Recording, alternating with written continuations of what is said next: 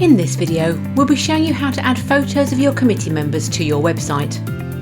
First, log in as an administrator. From the main navigation, select Reports and then Customers. Locate the relevant member from the list shown or by using the search option located in the Manage menu. Then click the Customer ID, which will take you to view their account. Scroll down and click the Choose Photo button to select the image from your local device. You will then need to enter your current password to verify that you have access to make these changes. That's your password as the user currently logged in. Click on the Update Contact Details button to upload the photo. The photos can be seen by you and your community by selecting your PTA from the main navigation and then About Us.